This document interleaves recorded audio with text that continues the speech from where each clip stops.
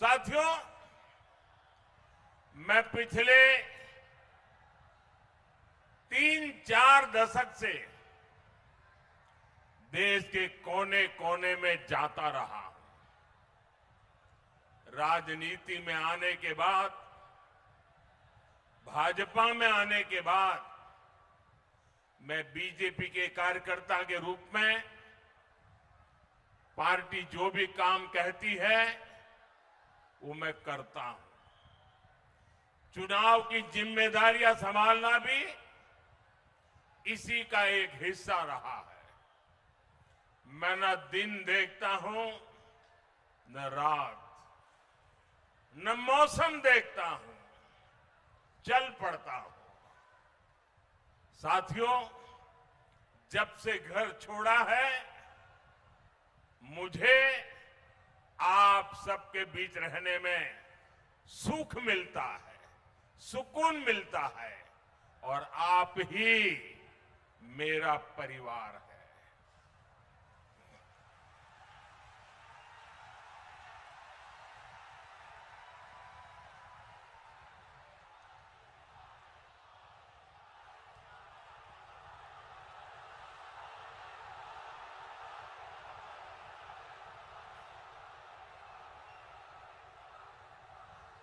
इस भागदौड़ में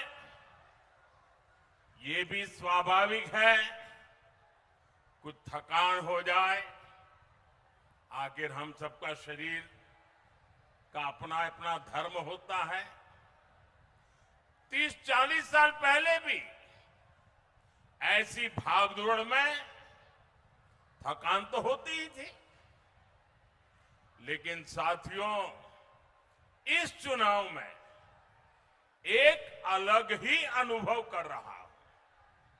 इतनी गर्मी के बावजूद, इतनी रैलियों के बावजूद मुझे बंगाल के इस चुनाव में जरा भी थकान महसूस नहीं हुई।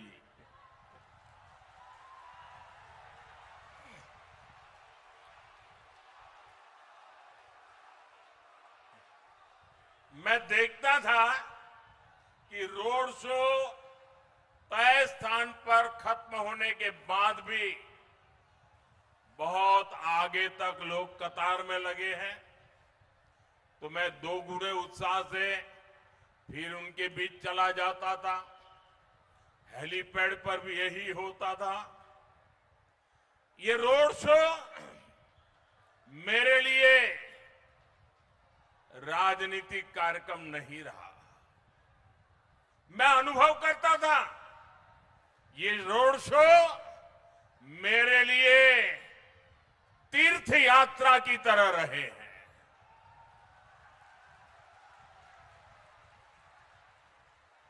मैं मां काली के भक्तों के बीच जाता था तो संभवतः इसलिए मां काली भी मुझे निरंतर नई ऊर्जा से भरती जा रही थी।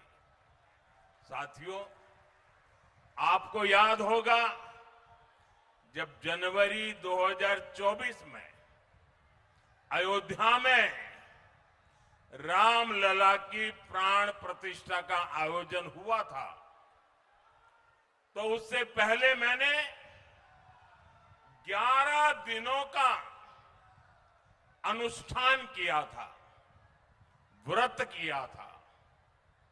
मैं दक्षिण भारत के अनेक मंदिरों में गया था, देवी देवताओं से आशीर्वाद लिया था। इस चुनाव में भी मुझे वैसी ही अनुभूति हुई है जैसी अनुभूति किसी देवी मंदिर के दर्शन के समय होती है।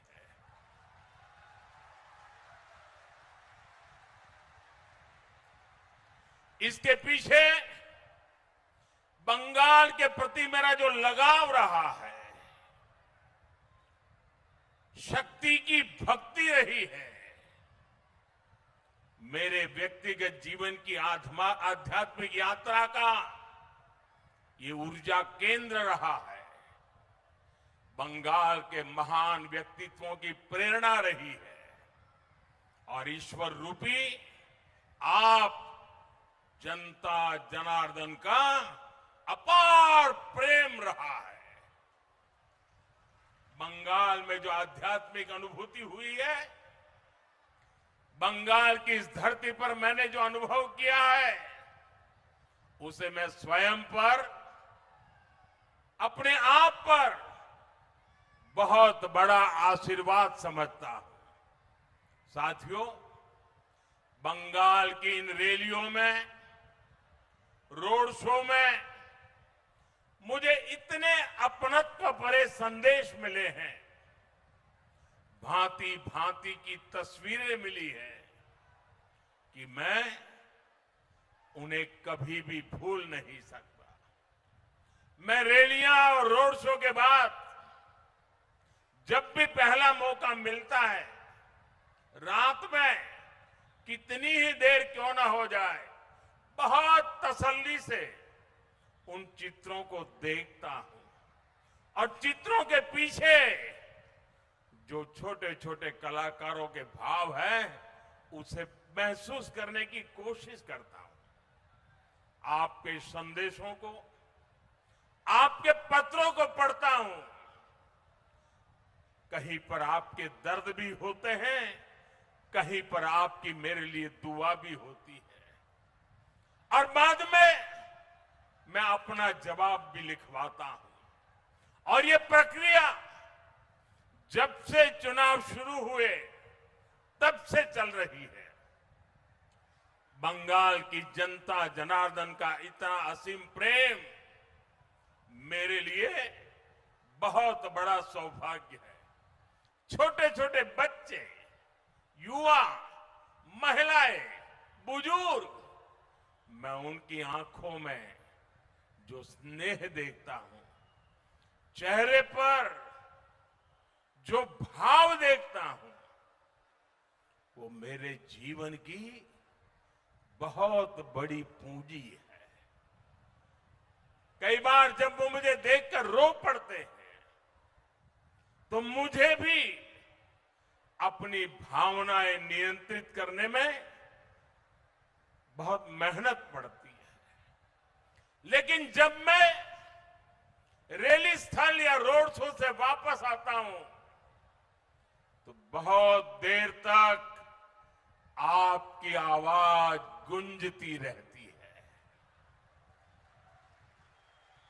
आपके चेहरे मेरी नजर के सामने से हटते नहीं है। साथियों, मैं कल की ही बात करूं, कल आराम बाग में रैली के दौरान भी मैंने देखा एक छोटी बहन, जब मैं वहां लोगों को संबोधित कर रहा था, उस समय वो बहन रेलिंग तोड़कर आगे आना चाहती थी और तब सिक्योरिटी वालों से उसकी बहन की झड़प भी हो रही थी। वो बहन सुबह सुबह ही रैली स्थल पर आ गई थी। बिना कुछ खाए वो बहन अपने बच्चों को भी कहकर आई थी कि वो मुझसे मिलकर ही जाएगी। मैं उस अपनी बहन को, छोटी बहन को क्षमा प्रार्थी हूं कि मैं उसे वहां मिल नहीं पाया। मैं उसकी भावना की कदर करता हूं, उसके विश्वास का मैं आदर करता हूं और मुझे विश्वास है कभी न कभी उस बहन से मिलना हो ही जाएगा।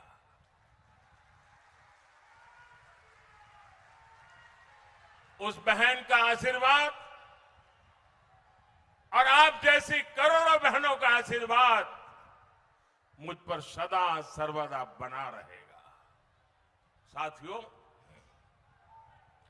बंगाल की सेवा करना, बंगाल को सुरक्षित करना,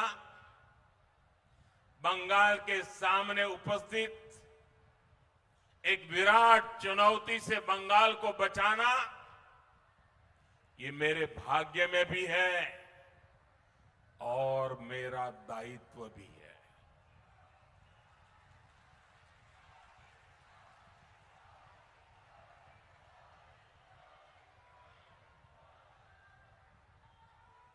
और इस दायित्व से मैं पीछे नहीं हटूंगा।